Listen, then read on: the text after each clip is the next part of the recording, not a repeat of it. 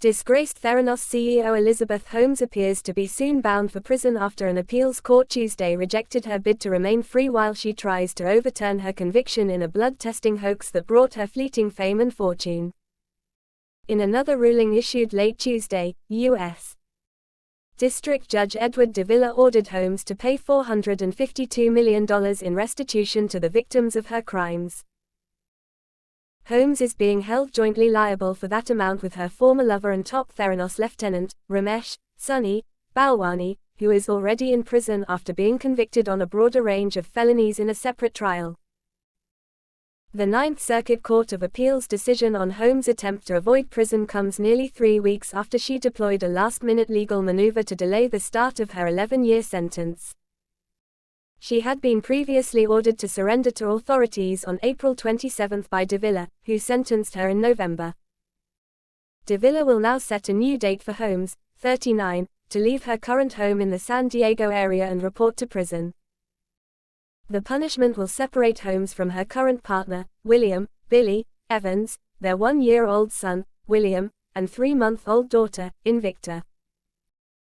Holmes' pregnancy with Invicta, Latin for invincible or undefeated, began after a jury convicted her on 4 counts of fraud and conspiracy in January 2022. Davila has recommended that Holmes serve her sentence at a women's prison in Bryan, Texas. It hasn't been disclosed whether the Federal Bureau of Prisons accepted Davila's recommendation or assigned Holmes to another facility. Balwani, 57, began a nearly 13-year prison sentence in April after being convicted on 12 counts of fraud and conspiracy last July. He was incarcerated in a Southern California prison last month after losing a similar effort to remain free on bail while appealing his conviction. The verdict against Holmes came after 46 days of trial testimony and other evidence that cast a spotlight on a culture of greed and hubris that infected Silicon Valley as technology became a more pervasive influence on society and the economy during the past 20 years. The trial's most riveting moments unfolded when Holmes took the witness stand to testify in her own defense.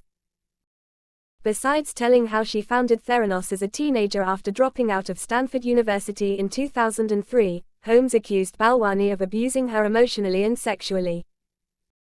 She also asserted she never stopped believing Theranos would revolutionize healthcare with a technology that she promised would be able to scan for hundreds of diseases and other potential problems with just a few drops of blood. While pursuing that audacious ambition, Holmes raised nearly $1 billion from a list of well-heeled investors that included Oracle co-founder Larry Ellison and media mogul Rupert Murdoch. Those sophisticated investors all lost their money after a Wall Street Journal investigation and regulatory reviews exposed dangerous flaws in Theranos technology. In his restitution ruling, Davila determined that Holmes and Balwani should pay Murdoch $125 million, by far the most among the investors listed in his order. The restitution also requires the co-conspirators in the Theranos scam to pay $40 million in Walgreens, which became an investor in the startup after agreeing to provide some of the flawed blood tests in its pharmacies in 2013.